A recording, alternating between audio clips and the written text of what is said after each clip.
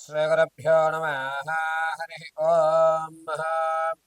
घनानां त्वा गणपतिं भवामहे कविं कवीनामुपमश्रवस्तमम् ज्येष्ठराजं ब्रह्मणां ब्रह्मणस्पद आनशृण्वन्नोतभे सीधसाधनम् श्रीमहागणाधिपतये नमः। श्रीगुरुभ्यो नमः। हरिः ॐ। అందరికీ కూడా నమస్కారం. నవంబర్ నెలలో ద్వాదశ రాశుల వారి ఫలితాలు ఏ విధంగా ఉండబోతున్నాయి? ఈ ద్వాదశ రాశుల వారు కూడా నవంబర్లో మీరు అనుకున్నటువంటి కార్యక్రమాలు దిగ్విజయం అవుతాయా? శత్రువు మిమ్మల్ని పొంచి ఉండడం వల్ల మీరు ఆర్థికంగా కానీ ఆరోగ్యపరంగా కానీ ఇబ్బందులు పడేటువంటి అవకాశం ఉందా? అసలు ఈ నవంబర్ నెలలో నేను అనుకున్నటువంటి స్థానానికి వెళ్ళడానికి ఏదన్నా అవకాశాలు ఈ నవంబర్ నెలలో మాకు దక్కుతాయా?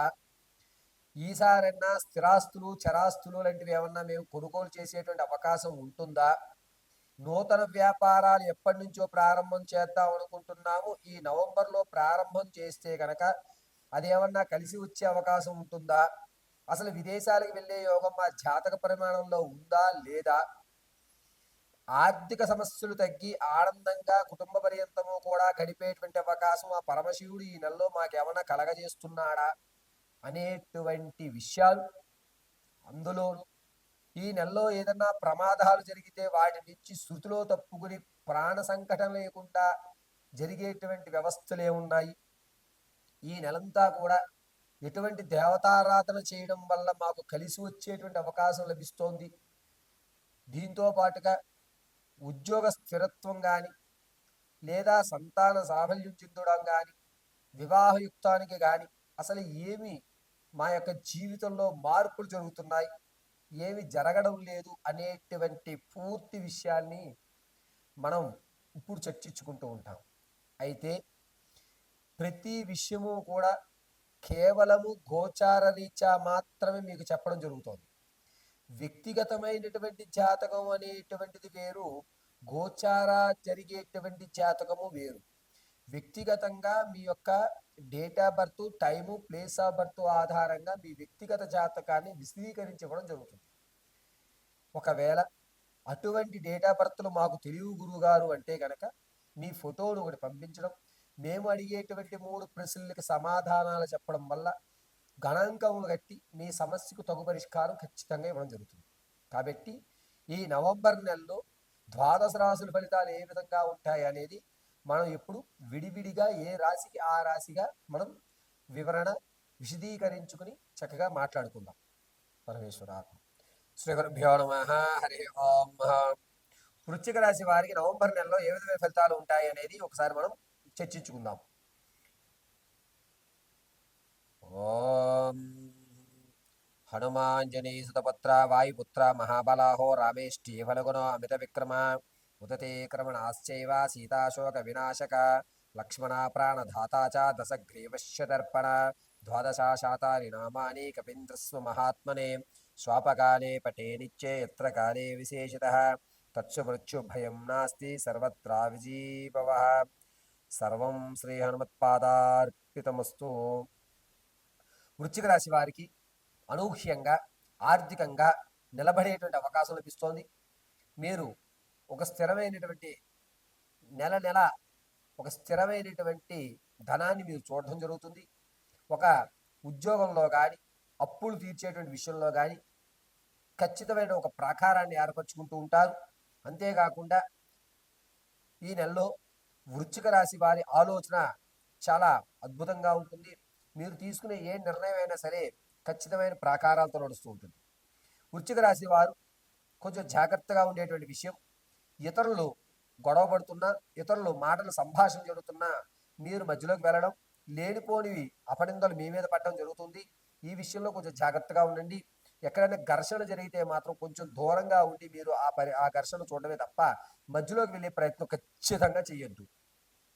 వృశ్చిక రాశి వారు ఆర్థికంగా నిలబడేటువంటి వాటి వల్ల మీ విడిచినటువంటి బంధువులు బంధాలు ఏవైతే ఉన్నాయో అవి మళ్ళీ తిరిగి వచ్చి అవి రానున్న రోజుల్లో మీకు పెను ప్రమాదాన్ని తెస్తున్నాయి. కాబట్టి తిరిగి వచ్చేటువంటి బంధాలు కానీ బంధువులు కానీ మీరు కొంచెం దూరంగా పెట్టడం చాలా మంచిది.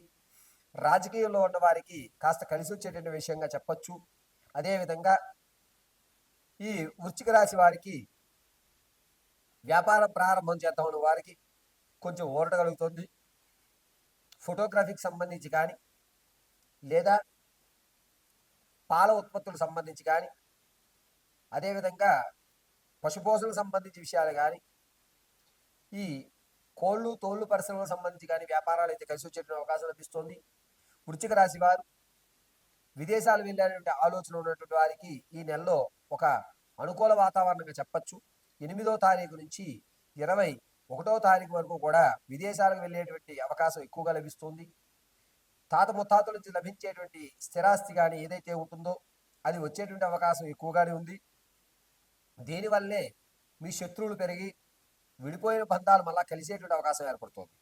అంతేకాకుండా వృశ్చిక రాశి వారు ఈ నెలలో ప్రయాణాలు చేసేటప్పుడు చాలా జాగ్రత్తగా ఉండండి. ఇతరుల యొక్క అజాగ్రత్త వల్ల మీరు పెను ప్రమాదానికి గురయ్యేటువంటి అవకాశం లభిస్తుంది. ఈ ప్రమాదం మీ తలకి సంబంధించి అదేవిధంగా ఈ దవడ భాగాలకు సంబంధించి ఎక్కువ లభిస్తుంది.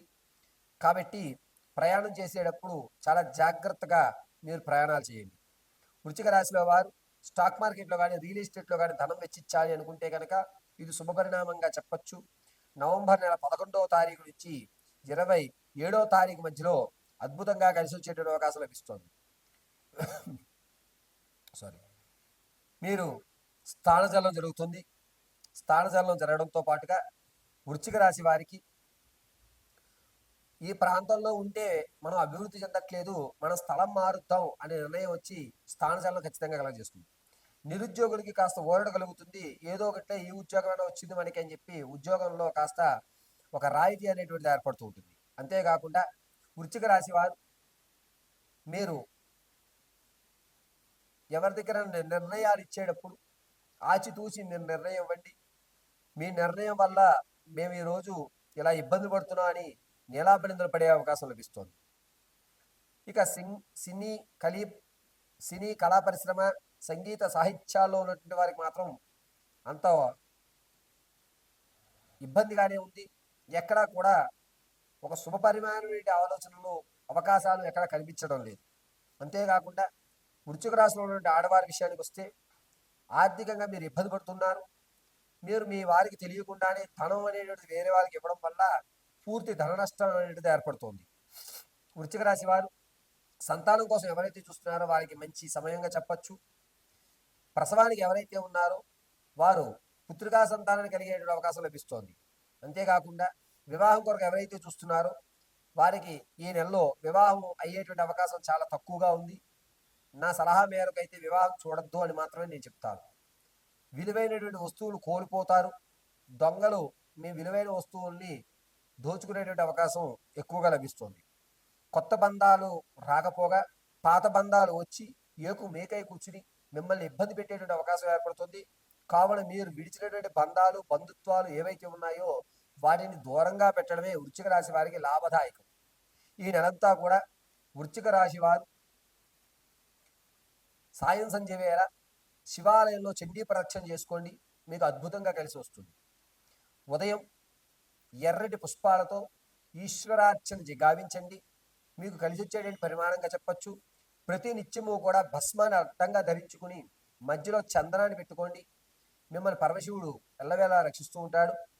ఓం క్లీం భైరవ రుద్రాయ నమః అనేటువంటి మహామంత్రాన్ని 54 సార్లు పఠించుకోండి. అద్భుతంగా మీకు ఫలితాలు కలిసి వస్తూ ఉంటాయి.